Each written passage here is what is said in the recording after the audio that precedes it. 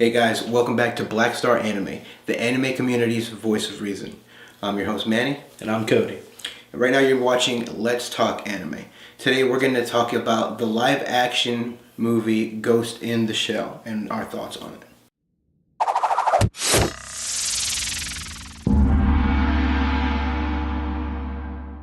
Alright, so Cody, there's a very large amount of rage from anime fans going on. And butthurt. And a lot of butthurt. About the casting of Scarlett Johansson as the Major.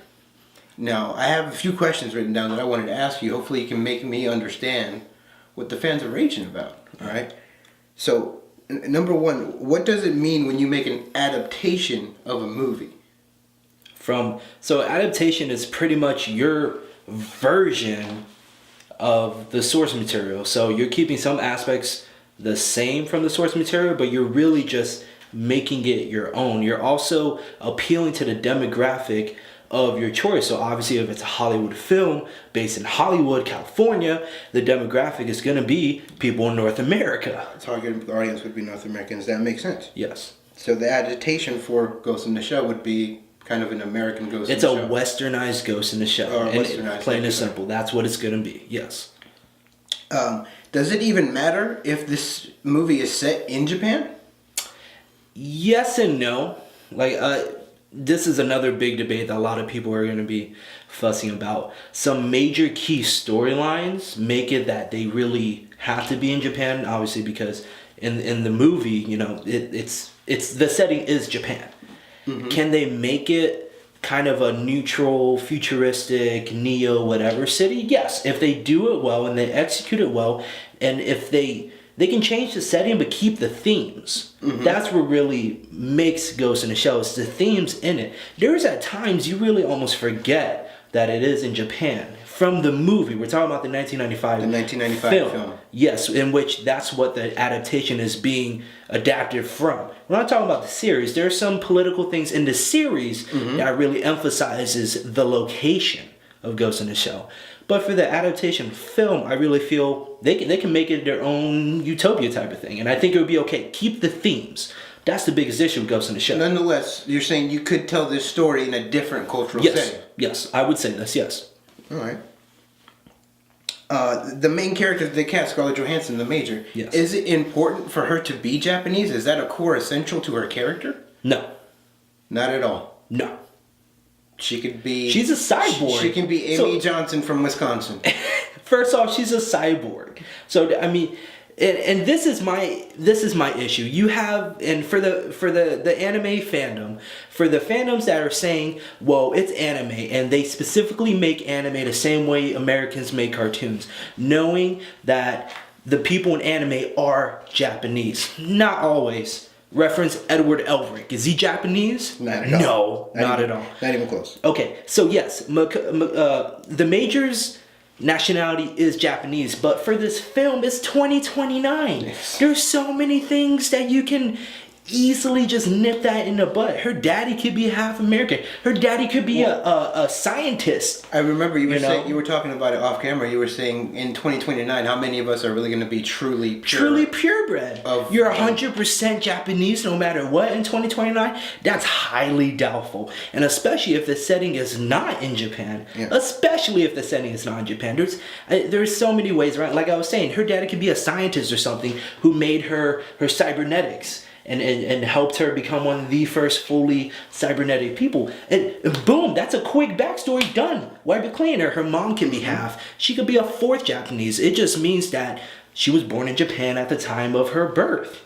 Well, going on with this, since the Major is a cyborg, her body is almost 100% prosthetic. Yes. Couldn't her body take any appearance she wanted to have, essentially? Pretty much, yeah. She could have a flat ass. So technically, it doesn't matter. She could look American and her consciousness is Japanese, correct? Yes. And I mean, with Ghost in the Shell themes, if she ever wants to do like an undercover thing and go and infiltrate for whatever reason, I'm not saying this is going to happen, but say for whatever reason she needs to infiltrate a foreign country, she can easily, transfer into a different cybernetic body that will look like a different ethnicity. Mm-hmm. I mean, this is very possible. And there's so many opportunities with this movie, and I feel like people are just shooting it down before giving it a chance. I agree. This is a big opportunity for anime to become a little bit more mainstream than it already is. If Yes. people have watched this original 1995 film that everybody loves, people would check out the original now if the movie gets big. Correct me if I'm wrong. In the show Sector 9, Section 9. Section 9, Yes. thank you. They recruit members from all around the world, correct? Yes, well, some of the members are not exclusively from Japan. That is correct, and they get into the backstories. But you're thinking more of the series too.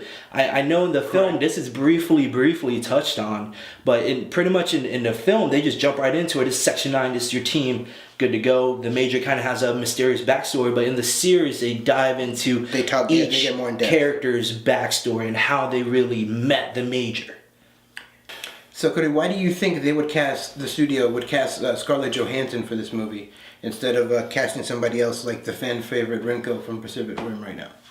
Well, this is the issue with adaptation, specifically from anime, which that you want to play it safe to a degree. We've already seen bad anime adaptation films, Dragon Ball Evolution, Avatar, The Last Airbender. If you consider that specifically anime, that's a different debate. So we've already seen that.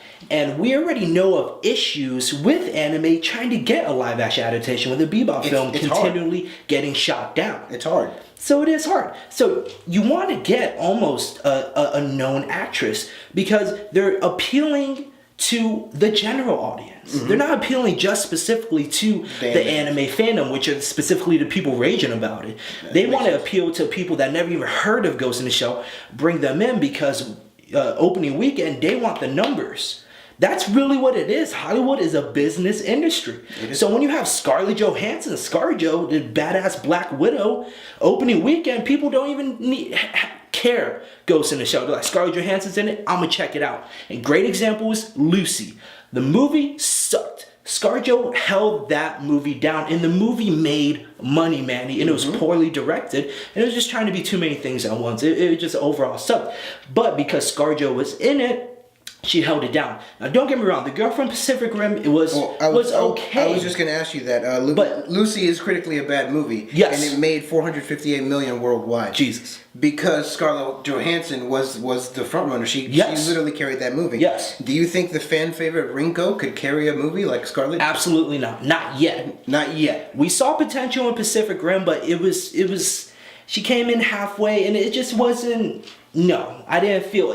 There's a difference between watching Rinko in Pacific Rim and watching Scarlett Johansson. She already is starring as Black Widow. She already starred as Lucy. She's already starred. She's an action star in general, and you want the Major to be an action star. You don't want to bring in a B, actress, possibly C actress, into a very iffy movie already because we have the director from Snow White and the Huntsman. And Snow White and the Huntsman, this particular director, I don't recall his name right now, that's really his first major feature-length film. He was directing short movies prior. Getting into that, you were just talking about Dragon Ball Evolution. Yes.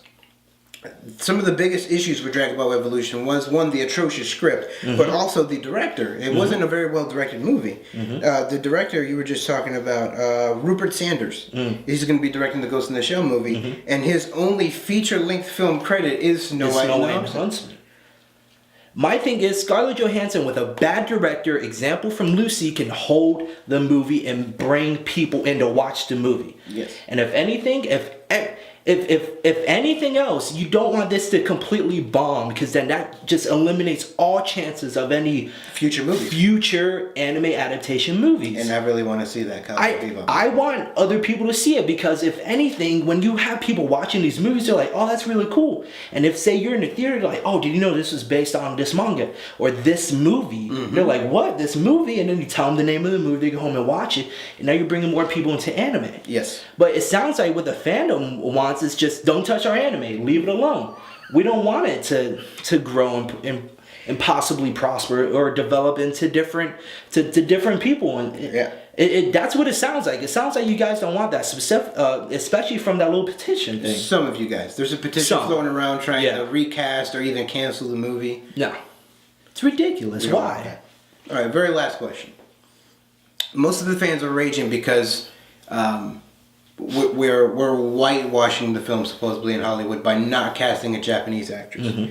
Now, if we really wanted, if we really wanted to make it just like the source material, shouldn't the cast for, let's say, the live action Attack on Titan movie, shouldn't they all be, you know, of German or English descent? With names like Aaron Jaeger and Erwin Smith. This is a great example. I don't think people have truly realized and take a look at the cast for the live action Attack on Titan film. They're all Japanese. But the studio producing it is in Japan. It's a Japanese studio. And this film is going to be adhering to the Japanese audience, the audience in that region, possibly some South Korean, because, you know, it's so close and usually watches the same type of thing. It's an Asian film for the Asian audience. Apply that to Ghost in the Shell. I'm sorry. Yes, the source material is from an anime and a manga, but they're whatever. But it is for a North American audience. I'm fine with Scarlett Johansson. I think that's a very safe, very good choice. It's still going to bring in numbers, and she can hold down the movie if it's poorly directed. If anything, you guys should really be looking more into this director. I'm a little bit more worried about the director, seeing he only had that one film. Get off Scarlett Johansson's ass. I know it's that big, but damn. I would really be more worried about this director than Scarlett Johansson. If anything, Scarlett Johansson is a plus. And I said it. That's a plus. I said it. She's a plus because if Rinko, whatever her name from Pacific Rim, was in a movie that was poorly directed by a bad director, the movie would flop. And I do not want that to happen to this Ghost in the Shell movie. I don't want it to happen. I agree. Alright guys, that's going to be it for this episode of Let's Talk Anime. Go ahead and share this video out with your friends. Hit that thumbs up, like button. And don't forget to follow us. We're on Facebook, we're on Instagram, we're on Twitter. And yeah, that's it. We'll see you next time. Raise your hand if you know the real G-Unit. Not 50 Cent, but that Gundam Wing Unit. This is not hip-hop mainstream music.